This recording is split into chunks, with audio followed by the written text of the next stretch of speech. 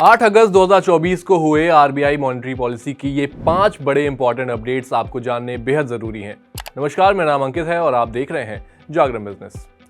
तो इस एमपीसी बैठक के बाद सबसे बड़ा update RBI governor Shaktikanta Das ने देते हुए बताया कि आरबीआई की तरफ से लगातार 9वीं बार रेपो रेट में किसी तरह का बदलाव नहीं किया गया, यानी कि रेपो रेट 6.5% पर ही बरकरार रहेंगे। यानी आपके होम लोन, कार लोन जैसे सभी तरह के लोन्स की ईएमआई ना बढ़ेगी और ना ही कम होगी।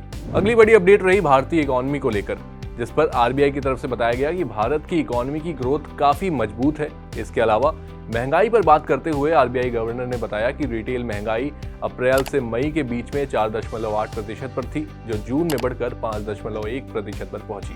हालांकि उन्होंने ये भी कहा कि महंगाई और कीमतों में स्टेबिलिटी आने से ही तेज ग्रोथ को बरकरार रखा जा सकता है। इसके साथ ही अगली बड़ी अपडेट यूपीआई और चेक से जुड़ी रही, जिसमें 2 बड़े फैसले लिए गए, जहां यूपीआई से टैक्स पेमेंट की लिमिट को 1 लाख से बढ़ाकर 5 लाख तक का कर दिया गया।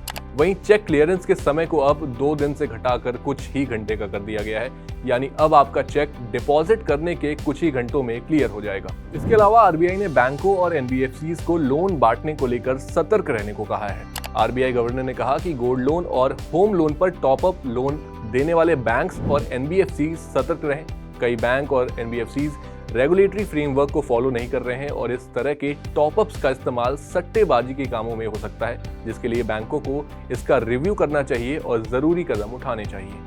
इसके अलावा आखिरी बड़ी अपडेट फाइनेंशियल ईयर 2025 के लिए दी गई। आरबीआई ने FY25 में रियल जीडीपी ग्रोथ को 7.2% रहने का अनुमान लगाया है। क्वार्टरली बेसिस पर देखें तो Q1 जीडीपी ग्रोथ 7.1%, Q2 में 7.2%, Q3 में 7.3% और Q4 में 7.2% की जीडीपी ग्रोथ रहने का अनुमान है। तो ये थी आज की 8 अगस्त 2024 को हुई आरबीआई मॉनेटरी पॉलिसी की 5 बड़ी अपडेट्स। आपको आरबीआई के ये कदम कैसे लगे कमेंट बॉक्स में बताएं और ऐसी और इन्फॉर्मेटिव वीडियोस के लिए देखते रहें जागरण बिजनेस।